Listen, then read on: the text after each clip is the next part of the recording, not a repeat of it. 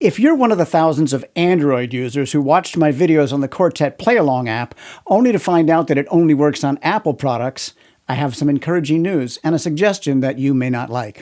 If you're new here, my name is Chase Sanborn and I'm a jazz trumpet player based in Toronto. Now, given that this is the third video that I've made about Quartet, you'd be forgiven for thinking that I have some affiliation with the company. I don't, but in part because of the response to my review, I've gotten to know a little bit about them. I also feel a kinship with the entrepreneurial spirit of the jazz musicians who are involved in making this app. As I alluded in the previous video, some people were frankly a little bit pissed off that Quartet is only for iOS and Mac M series computers. One person stated that they will never visit my channel again. Well, that is certainly their choice, although 99.9% of my content has nothing to do with the Apple-Android debate. It feels a bit like I've walked onto a battlefield when I didn't even know there was a war on. There seems to be a perception that the lack of an Android version is a deliberate snub or a short-sighted choice to exclude half the potential user base, which would be an insane move by any company. They did, in fact, release an Android version, but because of the variance between devices, they couldn't make all the features work for all users. And that prompted complaints which I would imagine were even more vociferous. Now, I don't know enough, actually I don't know anything about designing an app, so I can't understand what they're up against. There was a comment from a software engineer who said he totally understood why a small company might lack the technological and financial resources to support multiple platforms. The good news is that they are getting close to a solution, and they hope to have a fully functioning Android version of Quartet available by the early part of 2026. For those who don't want to wait, I have a suggestion, and as I said in the beginning, not everybody's going to like it.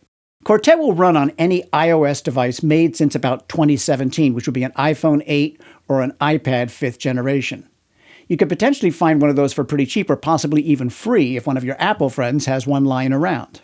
I've been using Apple devices for decades, and they never seem to die. I have iPads in practically every room in the house, dating back to at least the 5th generation, and they all work just as well as they did when they were new. So if you did that, you could use it as a dedicated device for playing Quartet tracks, and you'd have the use of it for other applications as well. Now, I know there are people who are ideologically opposed to Apple products, or who will not take kindly to the idea that they should buy a new device in order to use this app. So whether or not this suggestion is to your liking, I put it out there, and hopefully before long, there will be a version that everyone can use. While we're at it, some people commented that Quartet lacks the flexibility of an app like iReal Pro, and that's true. You can't create your own tracks on Quartet or change the chords or the feel. That's because the tracks are actual recordings, and that's why they sound so good. Quartet is not intended to be a replacement for iReal Pro or Band in a Box. Its purpose is to provide jazz backing tracks that combine the authentic sound and feel of real jazz musicians with some of the flexibility of an app. It's also unique that they include a soloist, which is great for learning how to improvise on the tunes or to practice comping. Some people commented that you can't adjust the volume of the individual instruments within the mix. I haven't found that to be much of an issue, although a lot of the time I just choose to play with piano and bass and no drums. There is an option to pay a little bit extra on an individual tune basis or for the entire collection that'll let you download individual wave files for every instrument already set up as a GarageBand project. There were a few other questions that came up in the comments. There is no subscription fee. You just pay once, and you have unlimited use of the tracks on as many devices as you want, as long as they're all on the same Apple ID.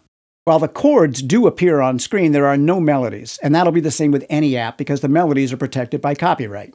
Lots of people wonder why they release new tune collections as a separate app, and it is a quirky way to do it. But because the search function works across all the apps, it's really like having just one. With the release of Volume 5, they've recorded 550 tracks, and there are more to come. So perhaps by the time Volume 6 rolls out, they'll have an Android version, and I'll be able to come out of my bunker. In the meantime, hit like and subscribe, and check out one of the videos you see up there.